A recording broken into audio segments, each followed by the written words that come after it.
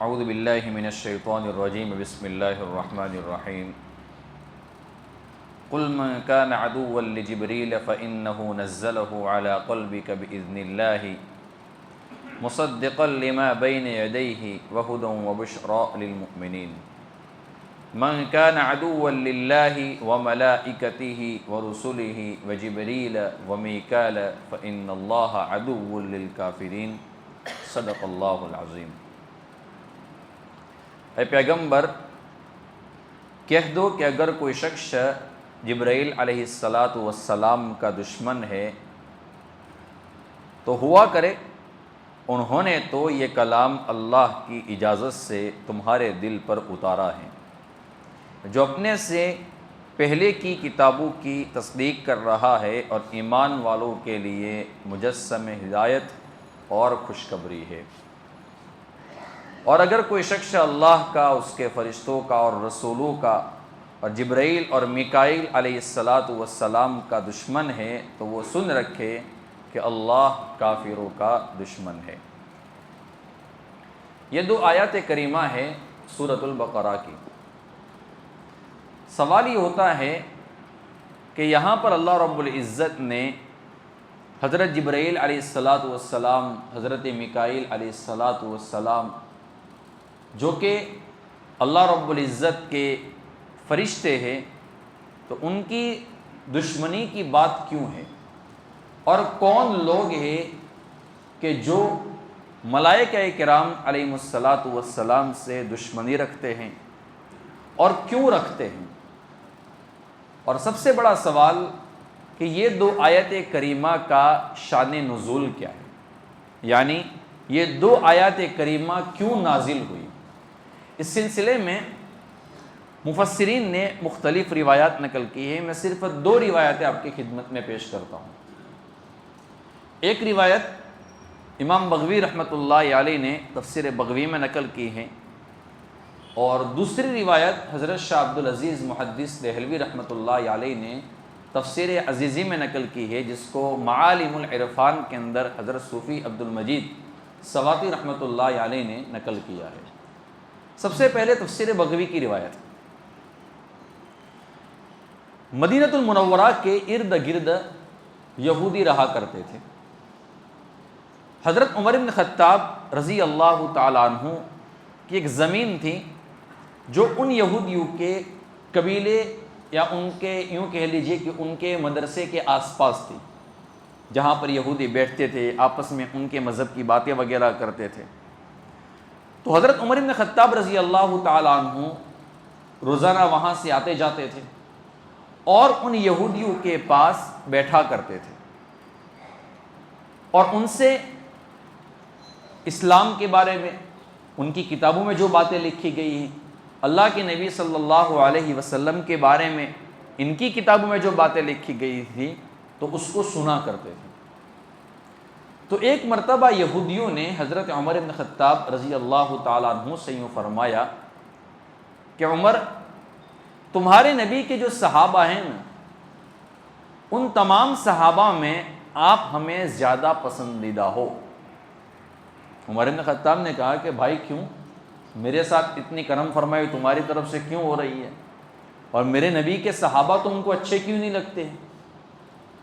تو کہنے لگے کہ تمہارے نبی کے صحابہ جب یہاں سے گزرتے ہیں تو ہمیں تکلیف دیتے ہیں، اور تم ہمارے پاس بیٹھتے ہو، تم ہمارے پاس رہتے ہو، تم ہمارے پاس آ کر ہمارے مذہب کی باتیں سنتے ہو تو ہمیں بڑے اچھے لگتے ہو اور ہمیں تم سے امید ہے، یعنی شاید تم کو تمہارے مذہب کے اوپر شرح صدر نہیں ہے، اتنا اطمینان نہیں ہے، اس لیے تم ہمارے پاس آ کر ہم سے باتیں پوچھتے ہو۔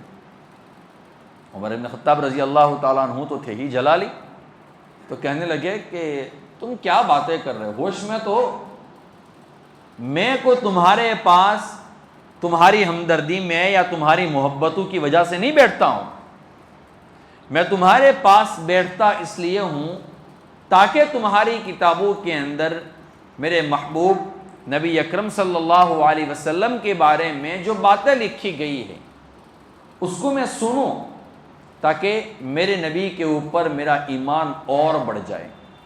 میری بصیرت کے اوپر میری بصیرت اور بڑھ جائے، میرا اطمینان اور بڑھ جائے، میں اپنے ایمان کو اور مضبوط کرنے کے لیے، اپنے ایمان کو مزید تازہ کرنے کے لیے یہ ساری چیزیں پوچھتا ہوں۔ اب یہودی سمجھ گئے کہ عمر بن خطاب رضی اللہ تعالیٰ عنہ تو ہمارے ہاتھ میں آئے اس میں سے ہے نہیں، تو انہوں نے حضرت عمر بن خطاب رضی اللہ تعالیٰ عنہ سے سوال کیا۔ انہوں نے سوال کیا کہ اچھا ایک بات بتاؤ، تمہارے نبی کے پاس جو فرشتہ وحی لے کر آتا ہے وہ کون ہے؟ یعنی ان کو اتنا تو پتا تھا کہ یہ نبی ہے، یہ حق ہے، ان کے پاس فرشتے آتے ہیں، لیکن ضد بندے میں آ جاتی ہے نا، جب بندے میں ضد آ جاتی ہے نا، ہٹ درمی آ جاتی ہے، عناد آ جاتا ہے نا، پھر اس بندے کو کوئی سمجھا نہیں سکتا ہے۔ ضد کا آپ کیا علاج کرو گے؟ اگر آپ کی کوئی میٹر چل رہی ہے، کوئی مسئلہ ہے، کوئی بندہ ضد کے اوپر آ گیا، اب جس کو ماننا ہی نہیں ہے تو اس کو کیسے سمجھائیں گے؟ تو حضرت عمر بن خطاب رضی اللہ تعالیٰ عنہ نے فرمایا کہ ہمارے نبی صلی اللہ علیہ وسلم کے پاس جبرائیل آتے ہیں، تو کہتے ہیں کہ پھر تو ہم آپ کے نبی کی بات کو اور آپ کے نبی کی نبوت کو تسلیم نہیں کریں گے۔ حضرت جبرائیل، عمر بن خطاب نے پوچھا کہ کیوں؟ تو وہ کہنے لگے کہ جبرائیل ہمارے پرانے دشمن ہیں، اگر جبرائیل کی جگہ پر میکائیل اگر وحی لے کر آتے ہیں نا تو ہم ان کی بات کو مان لیتے۔ جبرائیل جب بھی آتے ہیں تب عذاب لے کر آتے ہیں، سخت احکام لے کر آتے ہیں، سخت باتیں لے کر آتے ہیں، قحط سالی لے کر آتے ہیں، اور میکائیل جب آتے ہیں تب بارش لے کر آتے ہیں، فلاں چیز لے کر آتے ہیں، اطمینان لے کر آتے ہیں، اس لیے ہم بات کو نہیں مانیں گے۔ تو عمر بن خطاب رضی اللہ تعالیٰ عنہ نے پوچھا کہ ایک بات بتاؤ، تم جبرائیل اور میکائیل کے بارے میں اور کیا جانتے ہو؟ تو انہوں نے کہا کہ جبرائیل اللہ رب العزت کی دائی جانب ہے اور میکائیل بائی جانب ہے۔ پھر انہوں نے جھوٹ آگے بولا، وہ کیا بولا کہ میکائیل جبرائیل کے دشمن ہیں۔ بھائی دشمنی انسانوں میں ہوتی ہے، دشمنی جناتوں میں ہوتی ہے، فرشتوں کو تو اللہ رب العزت ان چیزوں سے پاک فرمایا ہے، تو وہ کیوں دشمنی رکھیں گے؟ تو انہوں نے ایک جھوٹ کی ڈنڈی مار دی، انہوں نے کیا کہا کہ میکائیل جبرائیل کے دشمن ہیں۔ تو اس وقت حضرت عمر بن خطاب رضی اللہ تعالیٰ عنہ نے یہ فرمایا کہ دیکھو میں گواہی دیتا ہوں، جو جبرائیل کا دشمن ہے وہ میکائیل کا دشمن ہے، جو میکائیل کا دشمن ہے وہ جبرائیل کا دشمن ہے، اور جو ان دونوں کا دشمن ہے اللہ ان کا دشمن ہے۔ اللہ کو ایسے لوگوں کی کوئی ضرورت نہیں ہے۔ اور یوں کہہ کر وہ چلے گئے حضرت عمر بن خطاب رضی اللہ تعالیٰ عنہ۔ اب حضرت عمر بن خطاب رضی اللہ تعالیٰ عنہ نے جو یہودیوں سے ساری بات چیت کی، اس کا تو ذکر انہوں نے کسی کے سامنے کیا نہیں۔ حضرت عمر بن خطاب رضی اللہ تعالیٰ عنہ اللہ کے نبی صلی اللہ علیہ وسلم کے پاس پہنچے ہیں، اور اللہ کے نبی صلی اللہ علیہ وسلم کے پاس حضرت جبرائیل علیہ الصلوۃ والسلام یہ دو آیات کریمہ لے کر آئے، قل من کان عدوا لجبریل فإنه نزله على قلبك بإذن الله مصدقا لما بين يديه وهدى وبشرى للمؤمنين من كان عدوا لله وملائكته ورسله وجبريل وميكال فإن الله عدو للكافرين۔ پھر اللہ کے نبی صلی اللہ علیہ وسلم نے ارشاد فرمایا کہ عمر، اللہ رب العزت نے آپ کی موافقت کی ہے، یعنی آپ کی بات کا فیور کیا ہے، جو بات آپ یہودیوں کو کہہ کر آئے ہو وہی بات اللہ رب العزت نے اپنے الفاظ میں قرآن کریم میں نقل کر دی۔ حضرت عمر بن خطاب رضی اللہ تعالیٰ عنہ فرمانے لگے کہ جب اللہ کے نبی صلی اللہ علیہ وسلم نے یہ بات مجھے بتائی تو اس کے بعد میرا ایمان جو تھا نا وہ مضبوط ہو گیا، حتیٰ کہ پتھر سے زیادہ سخت ہو گیا۔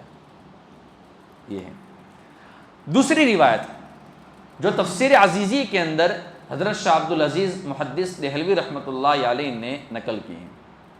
ان کا ایک واقعہ میں نے شاید سنایا تھا، نہیں سنایا تھا مجھے نہیں پتہ ہے۔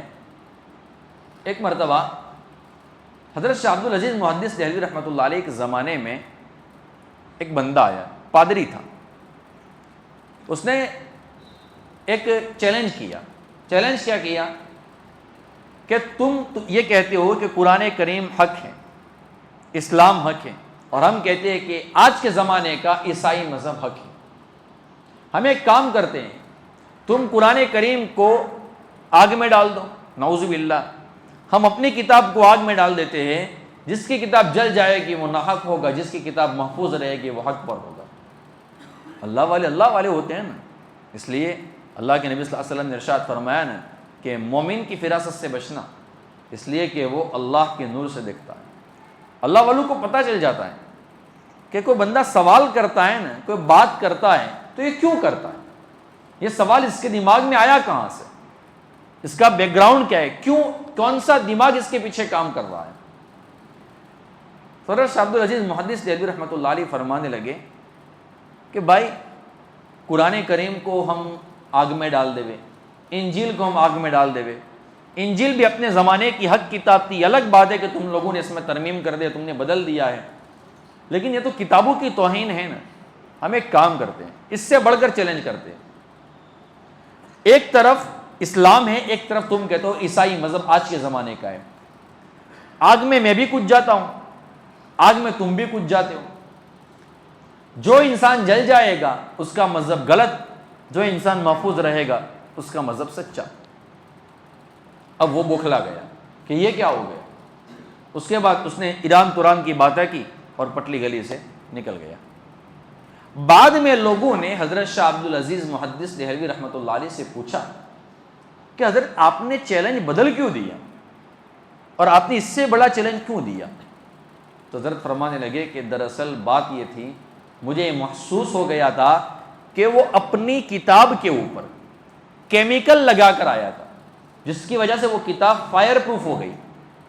اگر اس کو آگ میں بھی ڈال دیا جائے تو اندر سے کتاب تو جلے گی نہیں، اور ہمارے پاس وہ کیمیکل ہے نہیں۔ اب میں نے چیلنج سامنے اس لیے یہ کر دیا کہ اس نے اپنا دماغ لگایا کہ کتاب کے اوپر تو اس نے کیمیکل لگا دیا، لیکن اپنے جسم کے اوپر وہ کیمیکل لگانا بھول گیا ہے، اس لیے میں نے کہا کہ میں بھی کچھ جاتا ہوں، تو بھی کچھ جا۔ اب وہ کہاں سے کودے گا، اس لیے وہ بندہ ویسے ہی ہار گیا اور وہ چلا گیا۔ تو ان کی کتاب میں یہ بات لکھی ہوئی ہے۔ اللہ کے نبی صلی اللہ علیہ وسلم کے زمانے میں جو یہودی تھے نا، اس میں ایک عبداللہ ابن سلام رضی اللہ تعالیٰ عنہ، جن کے اسلام لانے کا واقعہ تقریباً 1 سال پہلے میں نے آپ کی خدمت میں پیش کیا تھا، وہ اکیلے ایمان لائے ہیں اور 1-2 اور لائے ہیں، باقی کوئی ایمان لایا نہیں ہے۔ ان کے بڑے بڑے یہودی علماء اللہ کے نبی صلی اللہ علیہ وسلم کے زمانے میں بھی تھے، اور اس میں ایک نام تھا عبداللہ ابن سوریہ کر کے ایک بندہ تھا۔ وہ اپنے کچھ یہودی دوستوں کو لے کر اللہ کے نبی صلی اللہ علیہ وسلم کے پاس آیا اور آ کر کہنے لگا کہ ہمیں آپ سے کچھ سوالات کرنے ہیں۔ تو اللہ کے نبی صلی اللہ علیہ وسلم نے فرمایا کہ کیجئے، کیا سوالات ہیں؟ اس نے پہلا سوال یہ کیا کہ ہماری کتابوں کے اندر تورات وغیرہ میں نبی آخر الزماں، یعنی جو اخیر میں جو نبی آنے والے ہیں، ان کے متعلق بہت ساری باتیں لکھی ہیں، اور اس میں نبی آخر الزماں کی نیند اور خواب کے بارے میں بھی کچھ باتیں لکھی گئی ہیں کہ ان کی نیند کیسی ہوگی، ان کا سونا کیسا ہوگا۔ تو آپ ذرا ارشاد فرمائیے۔ تو اللہ کے نبی صلی اللہ علیہ وسلم نے ارشاد فرمایا کہ دیکھو، میری آنکھیں سوتی ہے لیکن میرا دل جاگتا ہے۔ تو ان لوگوں نے کہا کہ بالکل آپ نے سچ فرمایا، ہماری کتابوں کے اندر بھی یہی بات لکھی گئی ہے کہ نبی آخر الزماں جو آنے والے ہیں ان کا دل جاگے گا، ہاں البتہ آنکھیں ان کی سوئے گی۔ پھر انہوں نے دوسرا سوال کیا، دوسرا سوال یہ کیا کہ میاں بیوی جب ملتے ہیں تو بعض مرتبہ جو بچے کی شکل و صورت ہوتی ہے وہ باپ پر چلی جاتی ہے، اور کبھی کبھی بچے کی جو شکل و صورت ہوتی ہے وہ ماں پر چلی جاتی ہے، وہ کیسے؟ تو اللہ کے نبی صلی اللہ علیہ وسلم نے ارشاد فرمایا کہ مرد کا جو پانی ہوتا ہے، سپرم ہوتا ہے، اس میں وہ وائٹ زیادہ ہوتا ہے، اور عورت کا جو ہوتا ہے اس میں زردی یعنی پیلاش زیادہ ہوتی ہے۔ اگر مرد کا غالب آ جاتا ہے تو جو بچہ ہوتا ہے یا بچی ہوتی ہے وہ مرد کی مشابہ ہو جاتی ہے، اور اگر عورت کا غالب آ جاتا ہے تو بچہ اور بچی جو ہوتی ہے وہ ماں کے اوپر چلی جاتی ہے۔ اب یہاں پر محدثین نے یہ بھی باتیں لکھی ہے کہ غلبے سے کیا مراد ہے، قلت اور کثرت، یعنی کس کا پانی زیادہ یا کس کا پانی کم، یا پہلے کون اور بعد میں کون۔ اب محدثین کہتے ہیں کہ اللہ ہی بہتر جانتا ہے کیا مطلب ہے، ہمیں تو بس اللہ کے نبی صلی اللہ علیہ وسلم نے بات بتائی ہے، ہمیں اس کے اوپر ایمان رکھنا چاہیے۔ تو اللہ کے نبی صلی اللہ علیہ وسلم نے ارشاد فرمایا کہ اگر مرد کا پانی غالب رہتا ہے تو بچہ مرد کے اوپر چلا جاتا ہے، اور عورت کا پانی اگر غالب رہتا ہے تو بچہ اور بچی جو اولاد ہوتی ہے وہ ماں کے اوپر چلی جاتی ہے۔ تو ان لوگوں نے کہا کہ آپ نے بالکل سچ فرمایا ہے، ہماری کتابوں کے اندر بھی یہی بات لکھی گئی ہے۔ تو اللہ کے نبی صلی اللہ علیہ وسلم نے فرمایا کہ جب تم میری ساری باتوں کی تصدیق کر رہے ہو تو پھر تم میرے اوپر ایمان کیوں نہیں لاتے ہو؟ انہوں نے کہا کہ ایک منٹ حضرت رک جائیے، ہمیں مزید ایک سوال کرنا ہے۔ اللہ کے نبی صلی اللہ علیہ وسلم نے فرمایا کہ سوال کیجیے۔ تو انہوں نے کہا کہ جنتی جب جنت میں جائیں گے تو ان کی مہمان نوازی میں سب سے پہلے کون سی چیز پیش کی جائے گی؟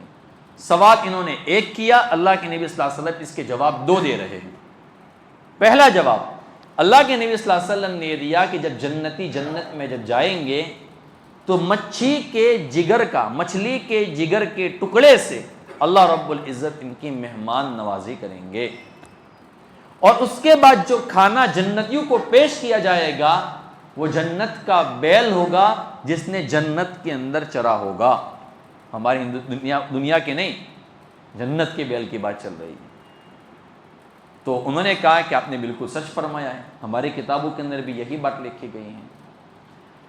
پھر اللہ کے نبی صلی اللہ علیہ وسلم نے پھر کہا کہ پھر تم میری بات کیوں نہیں مانتے ہو؟ تو انہوں نے کہا کہ اچھا آخر میں ایک سوال کا جواب دے دیجیے، چونکہ ماننا نہیں تھا نا، سوالات کرنے تھے، ماننا تو تھا نہیں ان کو۔ تو انہوں نے مزید کون سا سوال کیا پتہ ہے؟ اچھا ایک بات بتاؤ کہ تمہارے اوپر وحی لے کر کون سا فرشتہ آتا ہے؟ تو اللہ کے نبی صلی اللہ علیہ وسلم نے ارشاد فرمایا کہ جبرائیل۔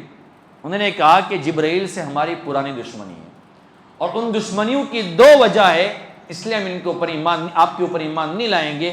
ہاں البتہ اگر میکائیل ہوتے تو ہم آپ پر ایمان لے آتے۔ پہلی وجہ کہ جبرائیل جب بھی آتے ہیں تب سخت دشمنی، سخت احکام لے کر آتے ہیں، ہماری چغلیاں آپ کو کر دیتے ہیں، یعنی پتہ ہے کہ ہماری باتیں اللہ کے نبی صلی اللہ علیہ وسلم تک پہنچ جاتی ہیں، پھر بھی یہ ملعون ایسے تھے اور ان کے دل ایسے سخت ہو چکے تھے کہ ایمان نہیں لائے۔ اور دوسری وجہ یہ تھی کہ جبرائیل نے ہمارے ساتھ ظلم کیا ہے، ہمارے دشمن کو انہوں نے بچایا ہے۔ پھر انہوں نے ایک واقعہ پیش کیا، انہوں نے کہا کہ ہماری کتابوں کے اندر لکھا بھی ہے اور ہمارے نبیوں نے ہم کو بتایا تھا کہ ایک بادشاہ آئے گا جس کا نام ہے بخت نصر، وہ آئے گا اور تم کو قتل کر دے گا، اس لیے اگر وہ پیدا ہو جائے اور تمہیں پتہ چل جائے تو تم اس کو قتل کر دینا۔ ان کے کہنے کے مطابق باتیں تھی۔ تو ہمارے سرداروں کو جب پتہ چلا تو انہوں نے چاروں طرف لوگوں کو دوڑا دیا کہ بھئی ایسا کون ہے، اور اس کی کچھ نشانیاں بھی ہمارے نبیوں نے ہم کو بتائی، تو وہ نشانیاں ڈھونڈنے کے لیے ہم نکل پڑے۔ ایک بندہ مسکین ہونے کی حالت میں، فقیر بننے کی حالت میں ہم کو ملا، اور وہ ساری نشانیاں اس کے اندر پائی گئی تھی، بس ہمارا بندہ اس کو قتل کرنے والا تھا کہ جبرائیل آ گئے۔ جبرائیل نے کہا کہ تم اس کو کیوں قتل کر رہے ہو، یہ بیچارہ فقیر اور مسکین ہے۔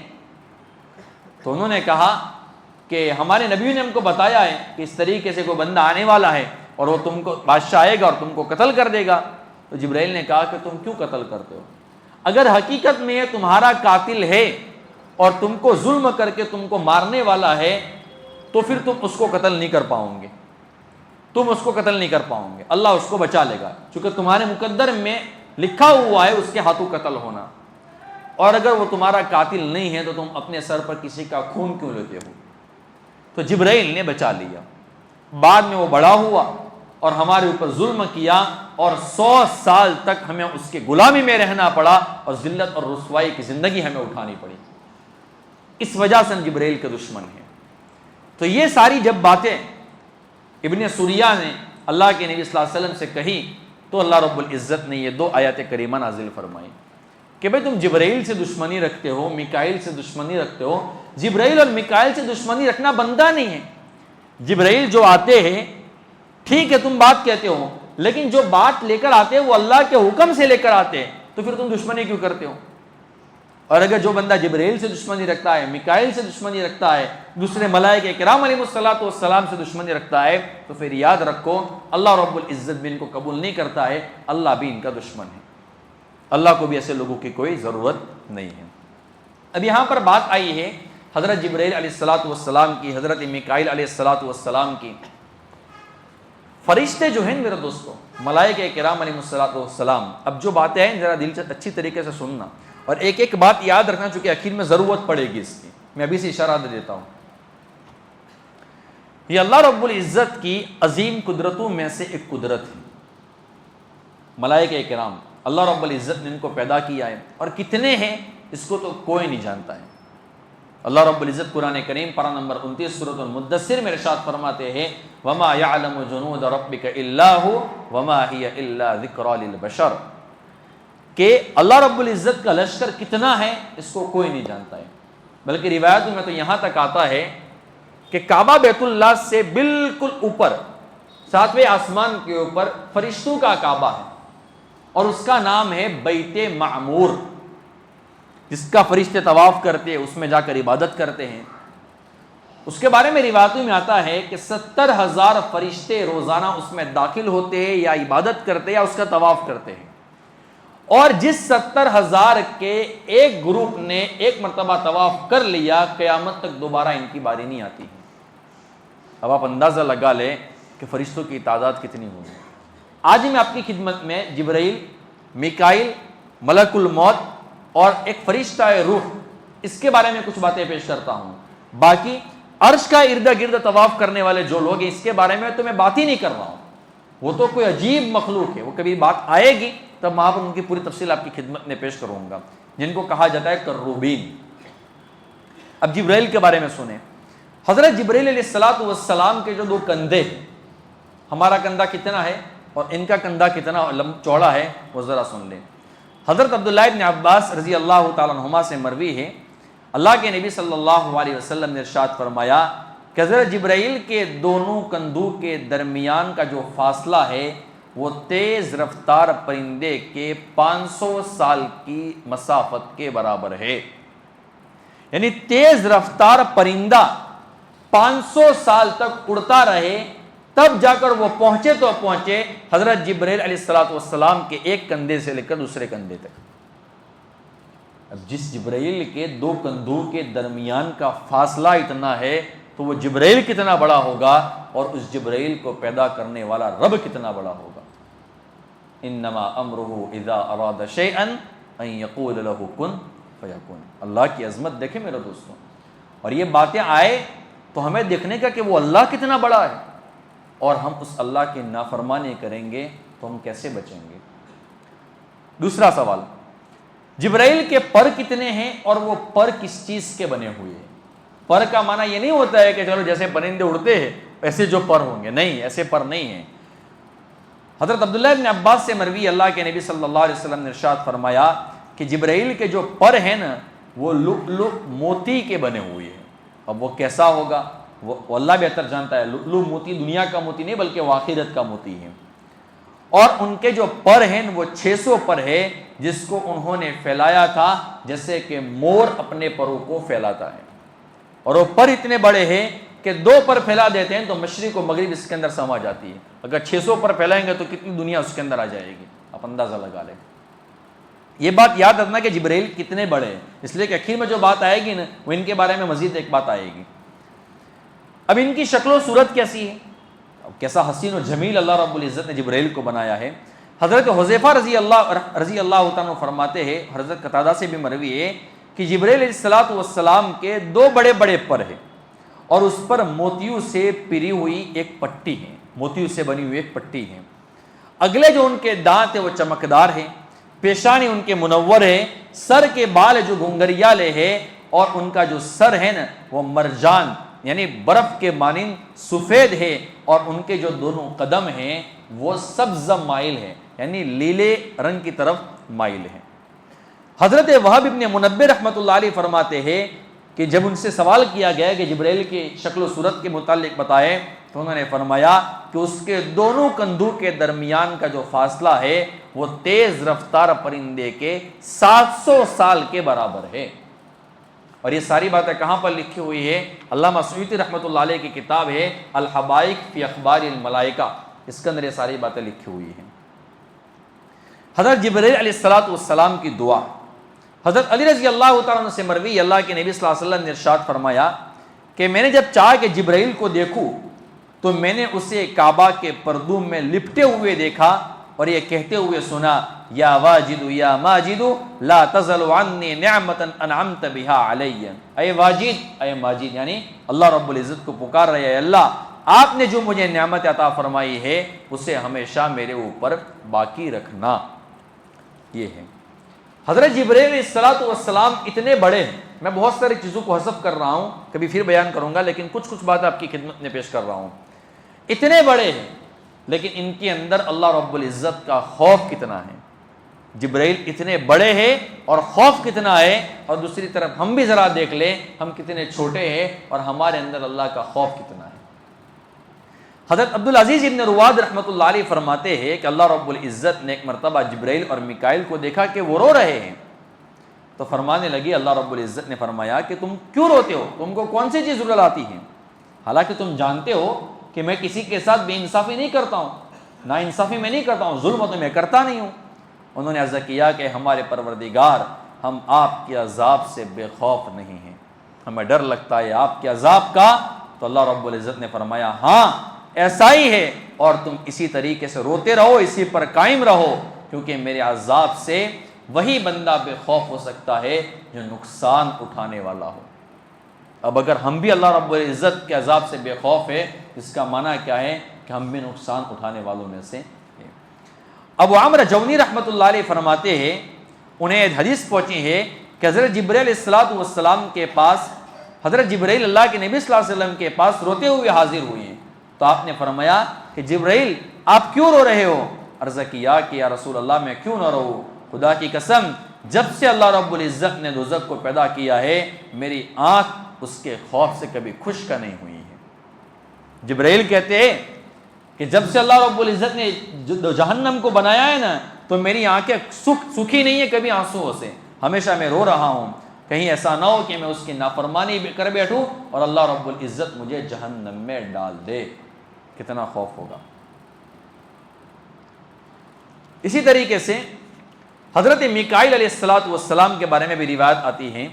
حضرت علی رضی اللہ تعالیٰ عنہ سے روایت ہے, اللہ کے نبی صلی اللہ علیہ وسلم نے ارشاد فرمایا کہ اہل آسمان کے جو مؤذن ہیں وہ حضرت جبرائیل ہے, اور ان کے جو امام ہیں وہ حضرت میکائیل علیہ الصلوۃ والسلام ہیں, جو انہیں بیت المعمور کے اندر نزدیک امامت کراتے ہیں, وہاں پر ان کو نماز پڑھاتے ہیں, اور آسمانوں کے فرشتے جمع ہوتے ہیں اور بیت معمور کا طواف کرتے ہیں, نماز پڑھتے ہیں اور استغفار کرتے ہیں, اور ان کو تو ثواب کی کوئی ضرورت نہیں ہے, تو فرشتے جو عبادت کرتے ہیں اس کا ثواب امت محمدیہ صلی اللہ علیہ وسلم کو اللہ رب العزت پہنچا دیتے ہیں.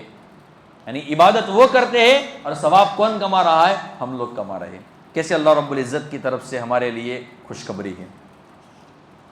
اسی طریقے سے حضرت اسرافیل علیہ الصلوۃ والسلام, آپ کو یاد پڑتا ہو تقریباً 6-8 مہینے پہلے میں نے 7 آسمانوں اور 7 زمینوں کے متعلق بیان کیا تھا کہ وہ کتنے بڑے ہیں.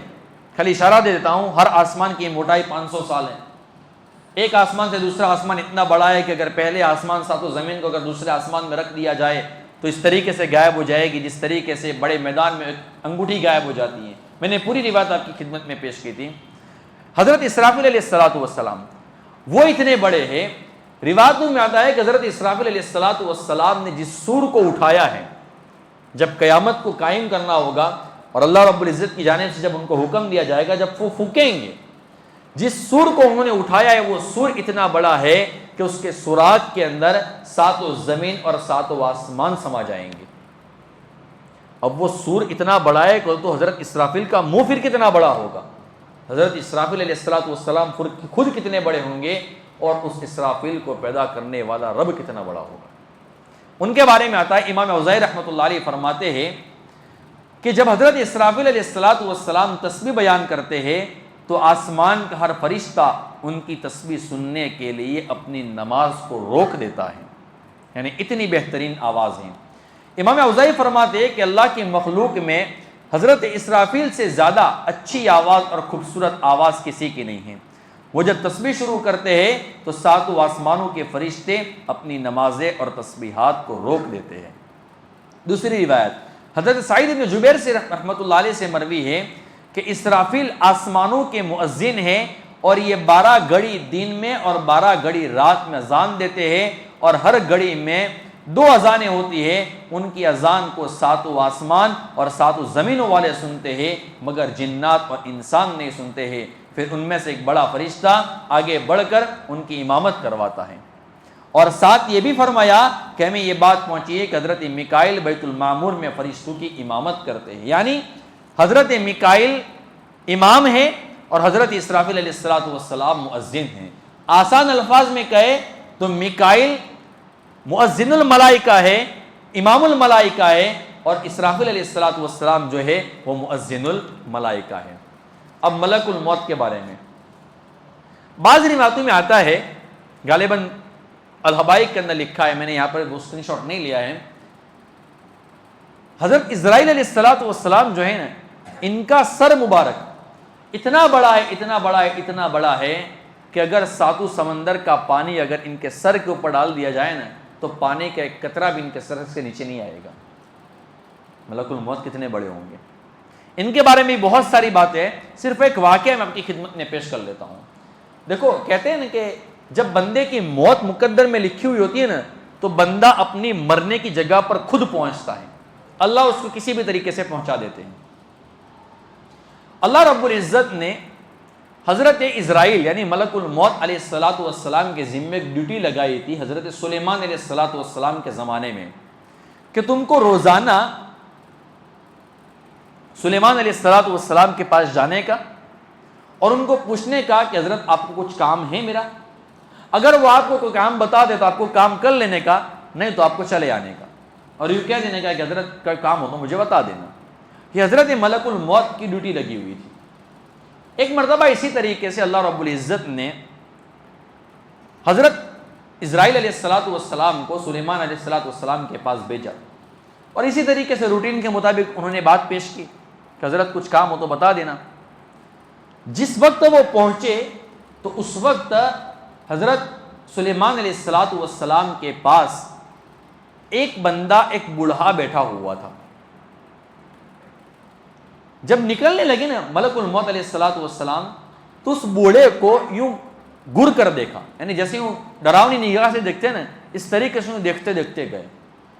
وہ بندہ بھی جانتا ہوگا اس لیے کہ پہلے زمانے میں فرشتے کبھی نظر آ جاتے تھے لوگوں کو، اور حضرت سلیمان علیہ السلام آپ کو یاد رکھنا چاہیے، کبھی ان کی بھی سیرت آئے گی، ان کی بھی جب بات آئے گی تو پوری بات انشاءاللہ آپ کی خدمت میں پیش کروں گا کہ حضرت سلیمان علیہ السلام کون ہے، ان کی بادشاہت کیسی تھی، بلقیس کا واقعہ کیا ہے، اور ان کی بادشاہت اللہ رب العزت نے ہواؤں کے اوپر بھی رکھی تھی۔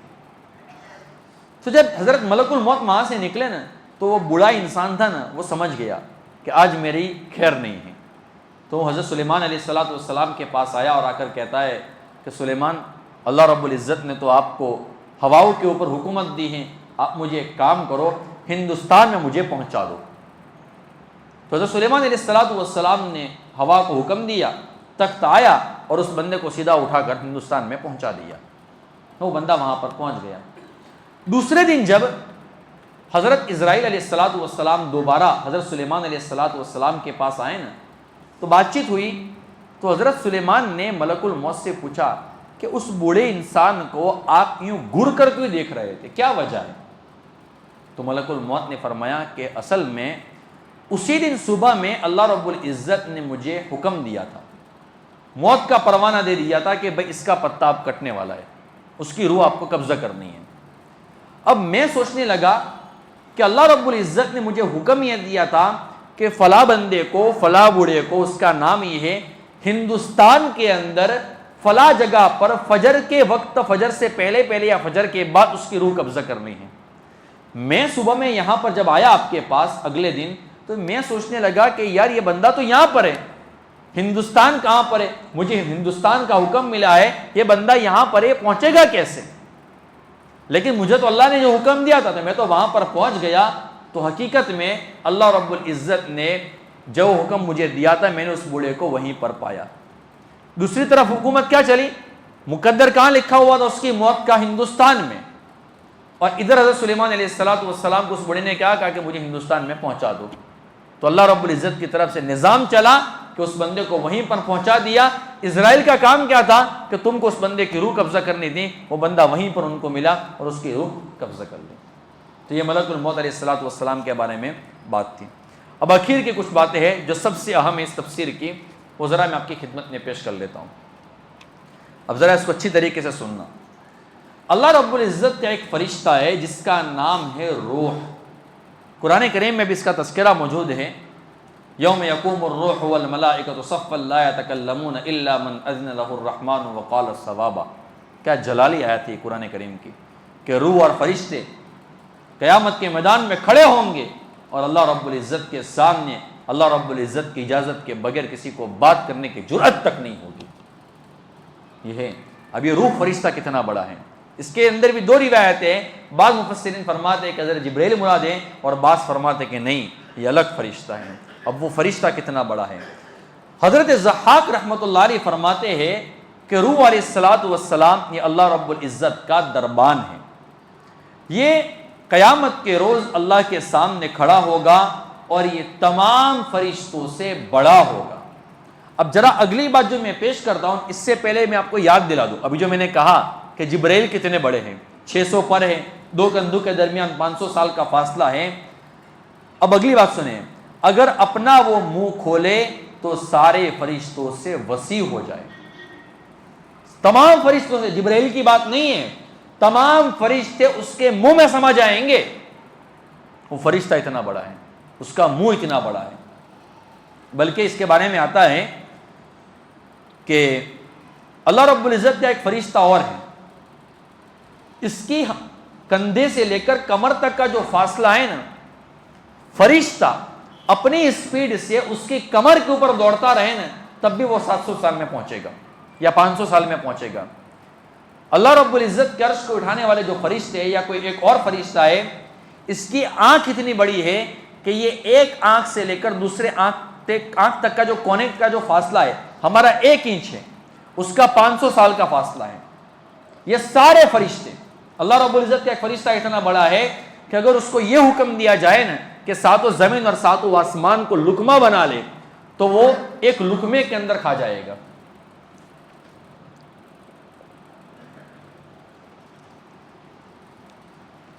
یہ سارے فرشتے ملا لے, اکیلا روح اتنا بڑا ہے کہ یہ تمام فرشتے اس کے منہ کے اندر سما جائیں گے. آپ اندازہ لگا لے کہ وہ فرشتہ کتنا بڑا ہوگا. اور اس کے بارے میں اگر یہ اس روایت کو مان لیا جائے تو اس روایت کے مطابق اتنا بڑا روح فرشتہ کہ سارے فرشتے اس کے منہ میں سما جائیں گے, لیکن میدان محشر میں اللہ کے جلال, اللہ کی جلالی کیفیت, اللہ کے خوف کو دیکھ کر اس کے اندر بھی ہمت نہیں ہوگی کہ وہ اللہ رب العزت کے سامنے بات کر سکے. تو میں اور آپ کس طریقے سے بولیں گے اور ہمارا پھر کیا بنے گا. ساری مخلوق, سارے فرشتوں کی مخلوق اس کو جب دیکھتی ہے تو اس کے خوف سے اپنی نظر اپنے سے بلند نہیں کرتی ہے. اس فرشتے کا خوف دوسری مخلوق کے اوپر, دوسرے فرشتے کے اوپر اتنا زیادہ ہے کہ وہ اس کے سامنے بات نہیں کر سکتے, اس کی طرف دیکھ نہیں سکتے. اب اگلی بات سنیں. حضرت علی رضی اللہ تعالیٰ فرماتے ہیں کہ روح ایک فرشتہ ہے. اب خالی سنتے جائیے. جس کے 70,000 منہ ہیں. کتنے منہ ہیں؟ 70,000. 70,000 منہ ہیں اور ہر منہ میں 70,000 زبانیں ہیں. زبانیں کتنی بنی؟ 4,900,000,000. 490 کروڑ اس کی زبانیں ہوئی. کتنی زبانیں ہوئی؟ 490 کروڑ. اب اگلا کیلکولیشن نہیں ہوتا ہے. اب اگلی بات کیا ہے؟ اور ہر زبان میں 70,000 لغتیں ہیں, یعنی جو اپنی لینگویج جسے ہم کہتے ہیں 70,000 لغتیں ہیں. یہ ان سب لغات کے ساتھ اللہ کی تسبیح بیان کرتا ہے. اللہ تعالیٰ اس کی ہر تسبیح سے ایک فرشتہ پیدا کرتے ہیں جو قیامت تک فرشتوں کے ساتھ اڑتا رہے گا. اندازہ لگا لے کہ اللہ رب العزت کی قدرت کیا ہے. اب یہاں پر اگر لغتوں کی تعداد بتائی جائے تو یہاں پر لکھا ہے 34 پدم اور 30 کھرب. 1 ٹریلین جو ہوتا ہے نا, اب جو سی اے کے جو یعنی اسٹوڈنٹ ہوں گے یا میتھس کے جو اسٹوڈنٹ ہوں وہ جانتے ہیں کہ 1 ٹریلین کے اندر ایک کے بعد تقریباً 12 یا 14 زیرو ہوتے ہیں. اس میں تو میں نے جب کیلکولیٹ کیا تو 343 یعنی ٹوٹل اگر ڈیجٹ اگر آپ مانتے ہیں تو تقریباً 15 ڈیجٹ بنتے ہیں. اب 1 ٹریلین سے اوپر نکل جائے گا یہ تو 1 زیلین پتہ نہیں کتنا ہو جائے گا. اب آپ جا کر حساب لگا دینا اور کوئی بندہ اگر جانکار ہو تو مجھے بتا دینا کہ کس طریقے سے اس کا کیلکولیشن ہوتا ہے. دوسری روایت, حضرت عبداللہ ابن عباس رضی اللہ تعالیٰ عنہ فرماتے ہیں کہ روح ایک فرشتہ ہے. اب سننا کھا لیو. اور اس کے 10,000 پر ہیں. جبریل کے کتنے تھے؟ 600, اور اس کے کتنے ہیں؟ 10,000. اور ان میں سے 2 پروں میں مشرق و مغرب کے درمیان کا فاصلہ ہے, اور اس کے 1000 منہ ہیں, اور ہر منہ میں 1000 زبانیں ہیں, 2 آنکھیں ہیں, 2 ہونٹ ہیں, جو روز قیامت تک یعنی قیامت تک اللہ کی تسبیح بیان کرتے ہیں. اب یہاں پر نیچے مینشن کیا ہے کہ اس حدیث سے معلوم ہوا کہ اس کے 5000 زمینوں کی مسافت کے برابر اس کا پر ہے, یعنی اس کے پر اتنے بڑے کہ 5000 زمینیں اس کے پروں کے اندر آ جائے گی. کتنا بڑا وہ فرشتہ ہوگا, اور وہ خود پر اس کے کتنے بڑے ہیں یہ تو اللہ کے علم میں ہے. اور یہ بھی معلوم ہوا کہ 1000 منہ ہیں, 10 لاکھ زبانیں ہیں, 20 لاکھ آنکھیں ہیں, 20 لاکھ ہونٹ ہیں, جو قیامت تک اللہ کی تسبیح بیان کرتے رہیں گے.